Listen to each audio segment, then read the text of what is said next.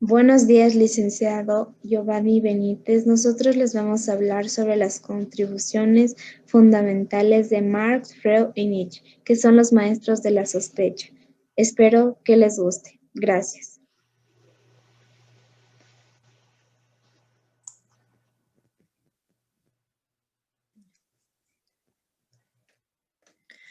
Buenos días, mi nombre es Karen Escobar. El tema de mi exposición son las biografías de los diferentes filósofos que se nos fueron asignados. El primero de ellos es Karl Marx, el cual nació en Treveris, Prusia Occidental, en 1818.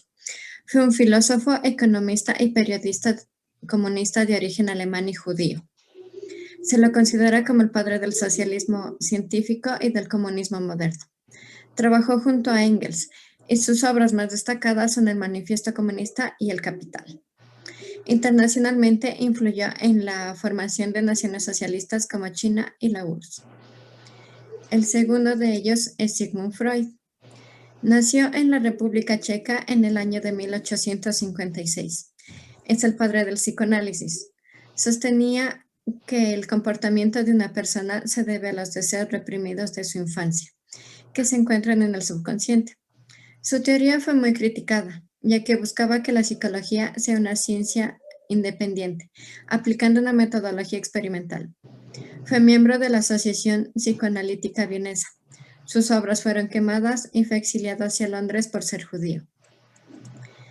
El último de ellos es Friedrich Nietzsche, el cual nació en 1844 en Rocken, Prusia. Fue un filósofo, escritor, crítico musical y catedrático en la Universidad de Basilea. Su obra más notable es Así habló Zaratustra. Usaba diferentes puntos en todas sus obras, en los cuales consideraba que se reprimía el sentido de la vida en nombre del racionalismo. Fue detenido en las calles de Turín.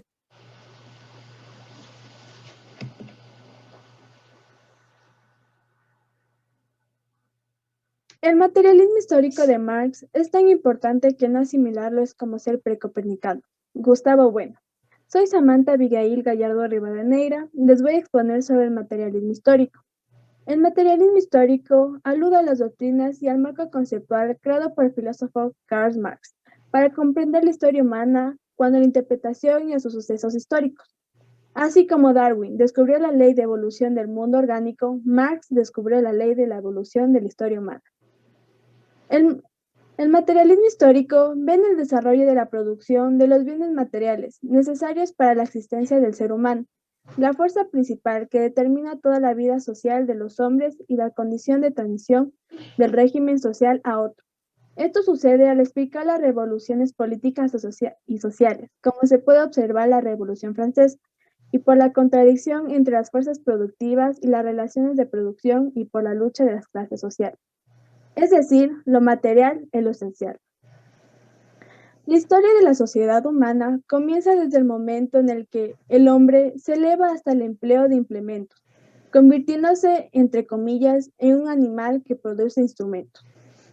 El aumento del dominio que el hombre ejerce sobre la naturaleza halla su expresión en la evolución de las fuerzas productivas de la sociedad, con ayuda de los instrumentos de trabajo, las técnicas empleadas.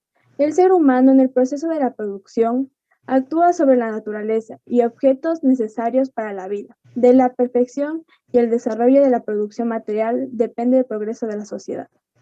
Lo que quiere decir que el progreso de la sociedad depende de la perfección del proceso de evolución de la producción material. Sin producción de bienes materiales no existe ninguna sociedad. Con el descubrimiento de la teoría del materialismo histórico, la ciencia social se ha convertido por primera vez en la auténtica ciencia sobre las leyes que rigen la evolución de la sociedad humana. Gracias.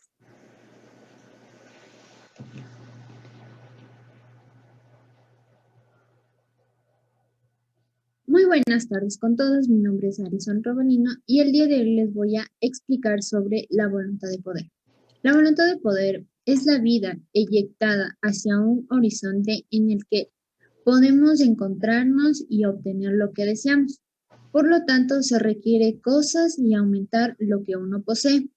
Es una nueva determinación ontológica del mundo de la vida, concebido como una única realidad. Tiene como poder primordial conservarse como una nueva concepción de la vida en la voluntad fija, así como se ve un rol definido de valores que determinan la vida social y política. Se requiere también su propia conservación, entender que todo lo que ha conquistado no podría mantener si tan solo lo conserva. Es intencional y proyectada hacia el mundo de la vida. El único lugar en donde podríamos obtener lo que deseamos puede ser una relación estrecha entre la verdad y el poder. Toda voluntad de poder que no pretenda aumentar para conservarse es tan solo una vida.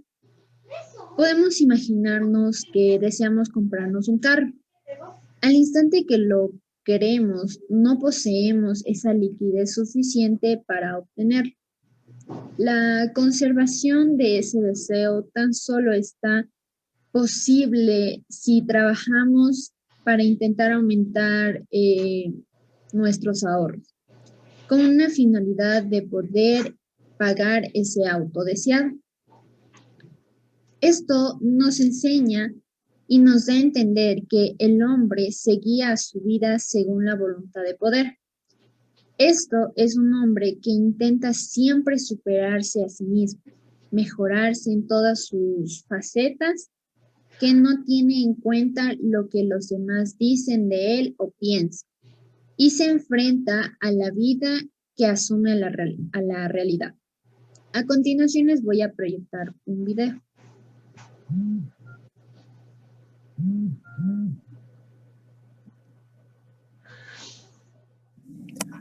La voluntad de poder es una de las metáforas pertenecientes a la filosofía de Nietzsche, filósofo nacido en Alemania en la segunda mitad del siglo XIX. Para él, tanto la vida en sí como el hombre son voluntad de poder.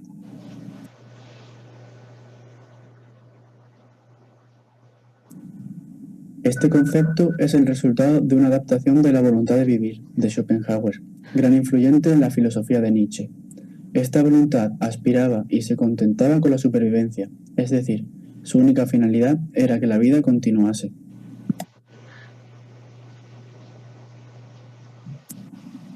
La voluntad de poder es una fuerza tomada como el motor de la vida. Siempre aspira a un mayor desarrollo y perfección. Busca superar toda alimentación personal. Hace al hombre lograr sus objetivos y alcanzar sus metas.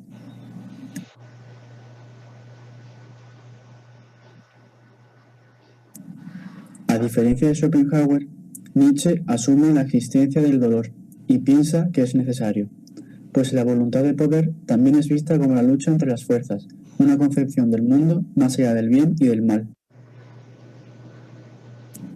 Esta voluntad, caracterizada por el positivismo de Nietzsche, promueve vivir el aquí y el ahora, de manera que si se tuviesen que volver a vivir todas y cada una de las experiencias ya vividas, es decir, repetir nuestra vida como un bucle infinito, se sea feliz haciéndolo. La voluntad de poder no consiste en un afán de apoderarse de nada ni de dominar a nadie mediante su subordinación, sino que es el impulso que conduce a encontrar una forma superior a todo lo que existe y afirmar la teoría del eterno retorno.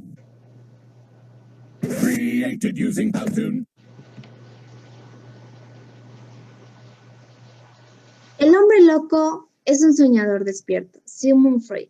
Soy Camila Alejandra Ortiz Velástegui y les voy a hablar sobre la psicoanálisis. Para Freud, el psicoanálisis no constituye una búsqueda científica imparcial, sino que es un acto terapéutico, cuyo objetivo es modificar el comportamiento. Freud introduce este término en 1896, cuando abandona las intervenciones basadas en la hipnosis y la sugestión, y recurre a la asociación libre. Este descubrimiento dio lugar al desarrollo de una nueva teoría del funcionamiento psíquico, llamado psicoanálisis. Primero les voy a hablar sobre una de las teorías más famosas de Sigmund Freud, que es el ello, el yo y el superyo. Como podrán ver en mi diapositiva, ahí está el esquema para que puedan entender. Primero voy a empezar con el ello.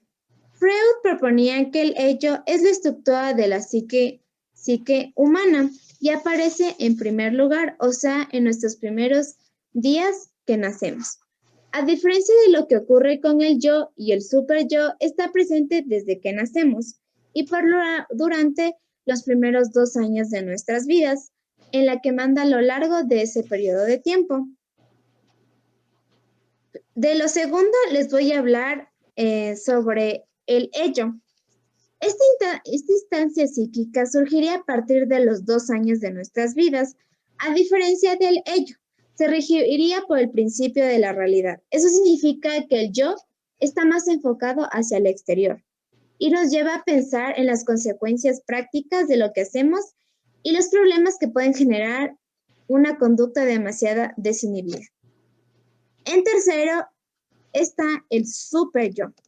El superyo aparecería, según Freud, a partir de los 3 años de nuestras vidas y en consecuencia de la socialización básicamente aprendida a través de nuestros padres y la interiorización de normas consensuadas socialmente. Esta instancia psíquica que vela por el cumplimiento de las reglas morales. Es por eso que el superyo presiona a realizar grandes sacrificios y esfuerzos. Gracias. A lo siguiente les voy a mostrar el video.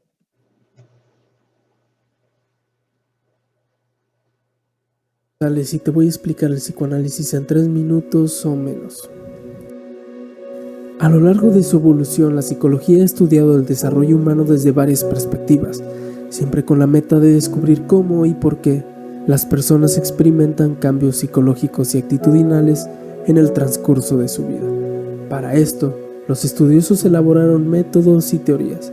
Las principales teorías psicológicas que de alguna forma estudian estos ciclos vitales son la teoría psicoanalítica, la psicología conductista, la psicología de la Gestalt, la teoría de Piaget, entre otras.